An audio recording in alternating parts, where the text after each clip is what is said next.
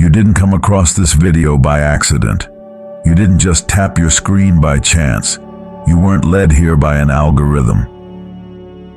It was the hand of God that guided you here, at the exact moment you needed to hear Him the most. God has seen your weariness. He has noticed the silent tears you've shed. He knows the questions you haven't dared to say out loud. Is He still listening to me? Has He forgotten me? And here is His answer. I have made a promise to you, and that promise still stands. Today, I want to remind you of it, because I know you're in need. If you believe this is not random, if you feel your heart stirring deep within, then this message is for you. And if you are ready to receive what God has prepared for you, comment below with the number 7 and declare, Lord, I'm ready to receive your promise. Let this be the beginning, not just of a video, but of a divine conversation. Because the one who called you here knows your name, and He is not done with your story. In today's sacred journey of My Promise to You, 10 holy messages will be unveiled like radiant beacons illuminating the path of your soul. Now, we enter the second moment. Open your heart wide, seek the profound stillness within, and prepare to receive the divine light that God is gently pouring into your spirit. Part 2. God always keeps His promise. His word doesn't waver like the words of men. How many times have you trusted someone's promise, only to end up with a broken heart? How many times have you heard, I'll never leave you, and yet they did? I'll be there for you, but when you needed them, they vanished. I love you, but only while it was easy for them to love. This world is full of half-hearted promises. People promise when they're happy and walk away when things get hard. They speak words not to keep them, but simply to make you feel better in the moment. But God is not like this world. In Numbers 23:19, the Bible says, God is not a man that He should lie, nor a son of man that He should change His mind. Has He said, and will He not do it? Or has He spoken, and will He not fulfill it? You see, God doesn't just say words. He fulfills them with His very life. Humans may say, I promise, and forget. But when God says, I promise, He writes it into eternity. He doesn't forget. He doesn't change His mind. He does not abandon the one He has loved. Maybe you felt that His promise no longer applies to you, because your faith has wavered, because you've made mistakes, because too much time has passed. But friend, God's promise is not based on your worthiness. It is based on His unchanging nature. He is faithful, and He cannot deny Himself. What has He promised? He promised to be with you always. Even when you feel like you're walking through hell, He promised to uphold you. Even when you no longer have the strength to pray, He promised to never forsake you, even when you've turned your back on Him. He promised to heal the wounds you carry, even the ones no one else knows about. Imagine this with me. You're holding a letter written from heaven just for you. And inside it says, My beloved child, I have not forgotten you. What I promised I will fulfill. Even when you forget, I do not forget. Even when your faith is weak, I remain faithful. I do not change, and neither does my word. Take a moment to pause. Maybe your life right now feels like a storm. Your prayers seem to disappear into the silence. Your hope feels thin, almost gone. But today, God sends this word to you, to remind you, even if nothing seems to be moving, His promise is still in motion. Even if you feel nothing, He is still keeping His word. Place your hand over your heart and speak slowly. Lord, I trust you. Even if everything around me shifts, I believe your word remains. Because I know you do not speak in vain. You are the faithful one, forever unchanging. Part 3. Even when I doubt, He is still there. No one is strong all the time. No one has perfect faith every single day. No one walks this journey without stumbling. Some mornings, you wake up feeling like you could touch heaven with your prayers. But then there are nights. Nights when you lay your head on the pillow, tears soaking your cheeks, and you have no words left to speak to God. And then guilt sets in. You begin to think, maybe I'm not faithful enough. Maybe God is only close to those with strong faith. But the truth is, it's in those very moments of weakness that He draws closest. There's a story in the Bible, the story of a desperate father who begged Jesus to heal his son. Jesus asked him, "Do you believe?" And the father answered, "I do believe, but help my unbelief." Mark 9:24. A response so raw, so honest. Faith and doubt living together in the same heart. And Jesus did not rebuke him. He did not walk away. He did not demand perfect faith. He healed his son, because the father dared to ask, even in his doubt. Do you see? God doesn't need you to fake strength. He doesn't ask you to always be positive or to have 100% faith to be loved. He is a father, and a true father embraces the child who's trembling, confused, and crying. He doesn't turn them away.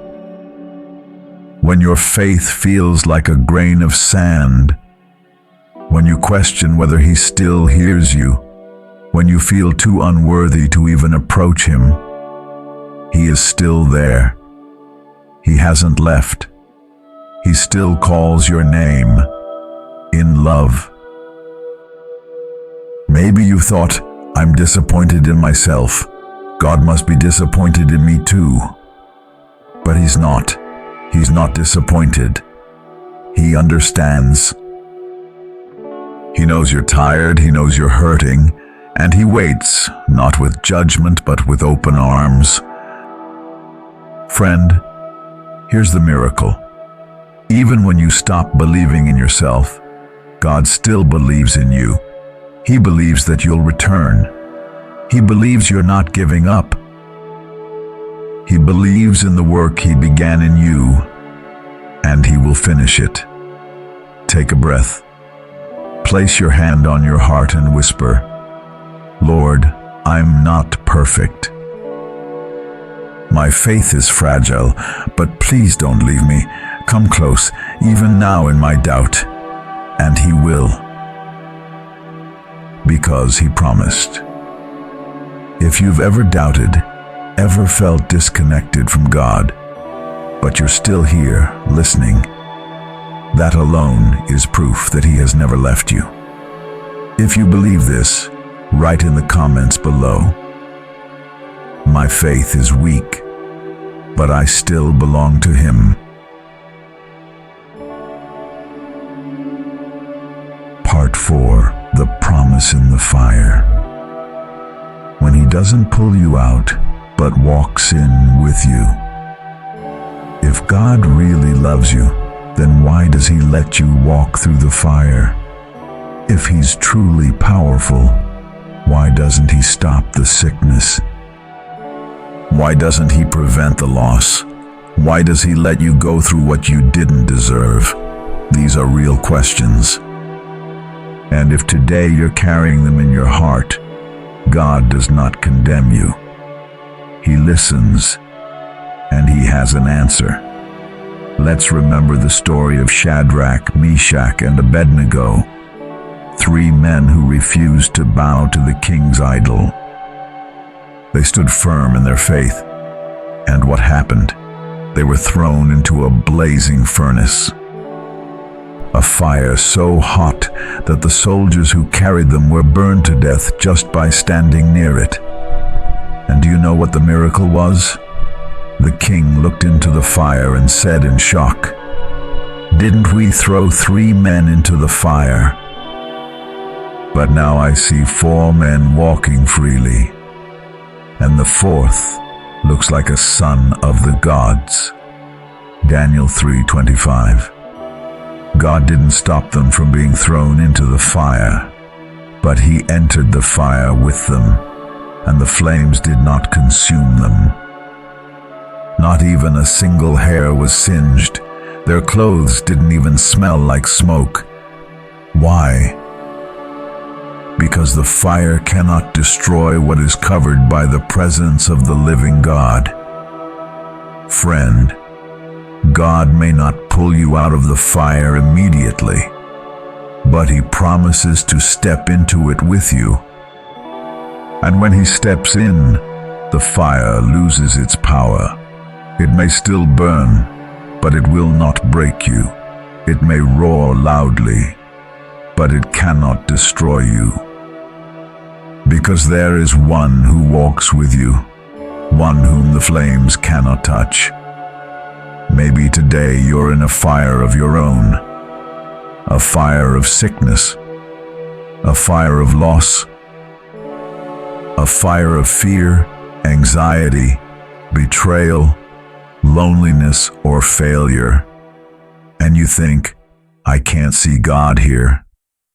But friend, when you can't see God, that's often when he's closest, standing with you, right there, in the fire.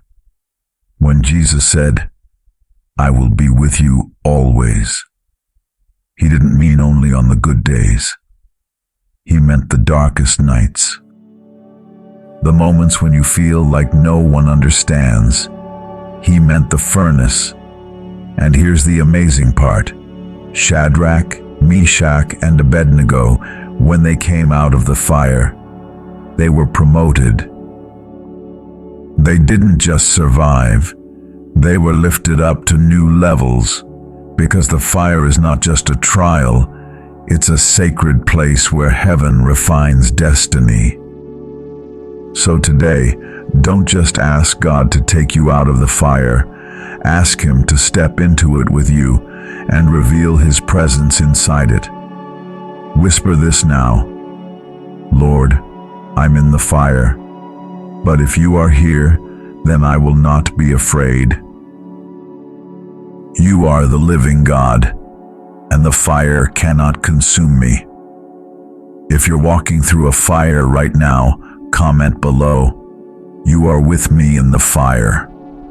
Let that be your declaration, a statement of faith, not in what you see, but in who stands beside you. Part 5.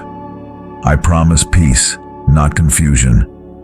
When he quiets your heart, even if the storm remains. What are you anxious about today? Is it your job? Your health? A loved one you can't control? Or maybe it's your future, foggy, unstable, full of questions you don't have answers to. We live in a world that's constantly shaking, The news is flooded with crisis after crisis.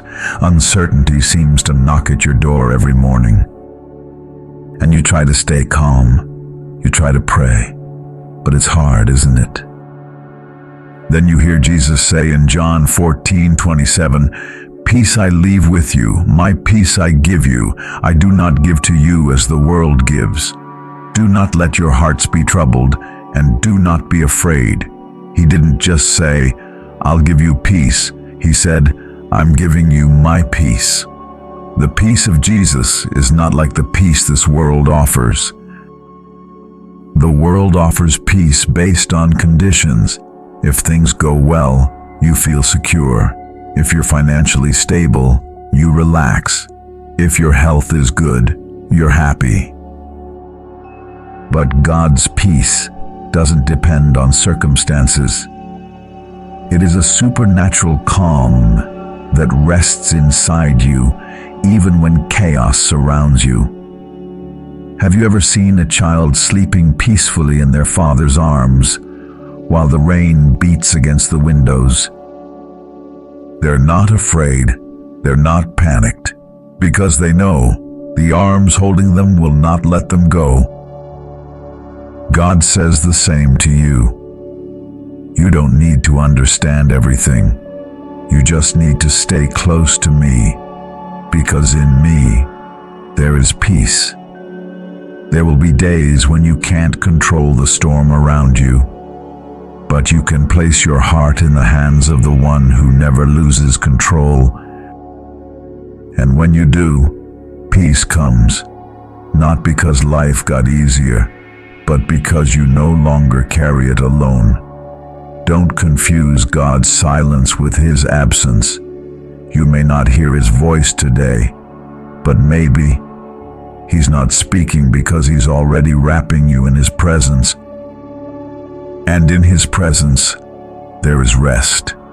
Hear this today as if it's a letter from heaven addressed to you. My child, I never promised a life without storms, but I promise, in every storm, your heart will not be shaken, because I am with you, and my peace is real. Take a deep breath. Close your eyes for a moment and whisper with me, Lord, I receive your peace. I choose to trust, even when I don't understand. I choose to still my heart, because I know you hold all things. If you're longing for God's peace today, type this in the comments. Lord, give your peace to my heart. Let heaven hear your whisper, and may His peace settle in your soul like morning light. Part 6. An everlasting promise. Unchanging, unbreakable, unending. Some promises only last a season. Some people once told you, I'll always be here. And then they left without a trace. Some commitments fade with time, with pain, or simply with forgetting. But the promise of God doesn't belong to time. It doesn't fade. It lives, and it is waiting to be fulfilled in your life. Jesus said in Matthew 24:35, Heaven and earth will pass away, but my words will never pass away. Let that sink in for a moment.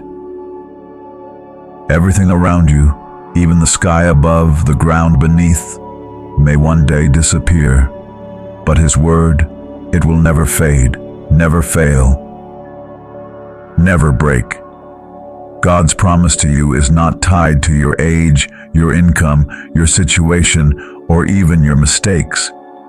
He doesn't say, I'll keep my promise only if you live perfectly. He says, I keep my promises because I am faithful. Maybe you think, but I've failed too many times. Surely that promise isn't for me anymore. No, friend. That promise is still there. untouched. You may have walked away from it, but today God is drawing you back. Nothing you've done can cancel the word He's spoken over you.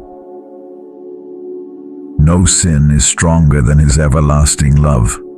No wound is too deep that it cannot be healed by His presence. Imagine this. Heaven is sending you a personal message right now, and it says, "My beloved child, my promise is still alive." Even if your eyes cannot see it, it is moving. Even if your heart has grown tired, I remain committed.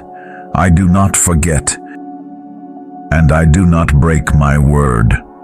There may be chaos around you, but you don't have to live with fear, because the one who made you a promise cannot lie. Even if you feel like you're in the middle of nothing changing, God is still moving in the background. He's still aligning every detail. Take this moment now to whisper with faith, "Lord, I don't know how long it will take, but I know your promise remains, and I choose to believe, not in the outcome, but in the one who gave the promise." If you believe His promise is still alive for you, type in the comments, "I trust your everlasting promise, Lord." Let your heart speak what your soul needs to hear, because His word has not expired, and His love has not changed. Part 7. God's promise isn't money, it's Himself. Have you ever thought, if God really loves me, then He'll give me what I'm asking for? Maybe you've prayed, "Lord, please help me pay these bills. Please give me the job I desperately need. Heal the person I love." And yet, silence. Nothing seems to change. Sometimes, things even get worse, and you begin to wonder, is God really listening? Does He care? But here's what you need to know. The greatest thing God has promised you is not money, success, or comfort. It's not a thing at all, it's Him. In Exodus 33:14, God said to Moses, "My presence will go with you, and I will give you rest." He didn't say, "I'll send an angel." He didn't say, "I'll give you the promised land right away." No, He said, "I myself will go with you." Do you understand the weight of that? When you have God, you have the one who owns all things, the one who can heal, provide, restore, and create something from nothing. You don't just have blessings, you have the source of every blessing. God doesn't give you temporary relief.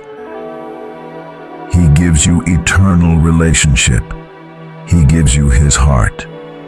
And sometimes, the reason He hasn't answered your specific prayer yet is not because He's punishing you, but because He's offering you something greater than what you're asking for. He's offering you Himself. Think of a child asking for a toy, but the father knows what the child really needs is a hug, a safe place to fall asleep, a presence that says, "I've got you." That's what your Heavenly Father does too. He's more concerned about your soul than your possessions. Maybe today you're waiting on a miracle, but God says, "I am the miracle," not just the result, but the one who holds every result in His hands. He's not standing far off from your life. He is right here, in your heart, in your questions, in your waiting.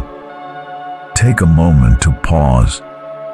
Place your hand over your heart and whisper, "Lord, I know I don't need more, because I already have you. Your presence is my portion, and in you I am whole." If you believe that God Himself is the greatest gift, Write in the comments, "I choose you over everything, Lord." Let heaven hear it. Let your soul feel it. Because when you have Him, you lack nothing.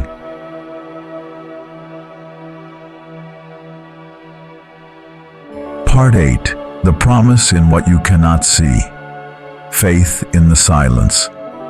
Have you ever believed with all your heart, but seen nothing change? You prayed day after day. You read the Word. You held on to hope. You cried until no more tears would come. And yet, the next morning, your situation looked exactly the same. The problem hadn't moved. The healing hadn't come. The door was still closed. And doubt started to whisper, maybe God changed His mind. Maybe that promise wasn't really for me. Maybe I was wrong to believe. But friend, listen carefully. There are seeds being planted in the dark. There are heavenly operations carried out in total silence. And some promises only bloom when we choose to believe, even when we see nothing. In 2 Corinthians 5:7, the Apostle Paul wrote, "For we walk by faith, not by sight." And that's where true faith begins, not when everything is clear, not when miracles happen instantly, but when nothing moves, and you still believe. When God is silent, and you still obey. When you feel nothing, and still say, "I trust you." Do you know who God uses the most? Those who walk through the longest silences. Abraham waited 25 years for the son God promised. Job lost everything and still declared, "Though he slay me, yet I will trust him." Even Jesus in the Garden of Gethsemane cried out, and the Father said nothing. But Jesus still obeyed, all the way to the cross. So if you're walking through a long night, you are not alone. You are being refined. You are being strengthened. You are being prepared like gold in fire. Your faith isn't gone, it's being built. You are not forgotten, you are being hidden. You are not abandoned, you are being held. And one day, that promise will break through the surface like sunlight through winter. Hear this from the heart of God. My child, the promise is still alive. Even when your eyes see nothing, I am working. Even when your heart feels tired, I am still faithful. What I began, I will finish. Can you say this now? I will keep believing, even when I see nothing, because I know you are still moving. If you're in a season of silence, of waiting, comment below and declare, "You are still working, even when I don't see it." Let that be your prayer, a quiet, powerful act of faith, because God is not done. And He has not forgotten what He promised you. Part 9. Waiting in hope. When His timing is different than yours. Sometimes the hardest part of the promise is the wait between what God said and when it comes to pass. Have you been there? You received a word, and your heart lit up with faith. You said, "Amen." You prayed every day. You were sure. It's coming any moment now. But then, a month passed. A year passed. Sometimes even years, and you're still waiting. And in that silence, exhaustion begins to settle in. Did He change His mind? Maybe it wasn't really a promise. Maybe I was just emotional. Maybe I misunderstood. No, friend, You didn't misunderstand. And God did not forget. God is never late. He's simply operating on divine time. He's not bound by your calendar. He's not rushing to meet a deadline. He loves you too much to hand you a promise you're not ready to carry. There are seasons of sowing and seasons of reaping. And sometimes the gap between those seasons feels longer than you expected. But just like a farmer doesn't plant seeds in the morning and expect fruit by night, God is cultivating something in silence. He's watering what you can't see. He's growing roots before you ever see the bloom. Waiting on God is never wasted. Because while you wait, He's not just preparing the blessing, He's preparing you. He's expanding your heart. He's refining your character. He's strengthening your faith so you can carry the weight of the promise when it arrives. In Psalm 27:14, David wrote, "Wait for the Lord, be strong, and let your heart take courage." Yes, wait for the Lord. This is not waiting in fear, this is waiting in hope. Hope is not dependent on visible change. Hope isn't tied to specific results. Hope is knowing the one who promised is coming, and He never lies. Maybe you're waiting for a door to open, a breakthrough, a healing, an answer from heaven. And God says to you, don't give up. I'm still coming, and I've never stopped moving toward you. Place your hand on your heart.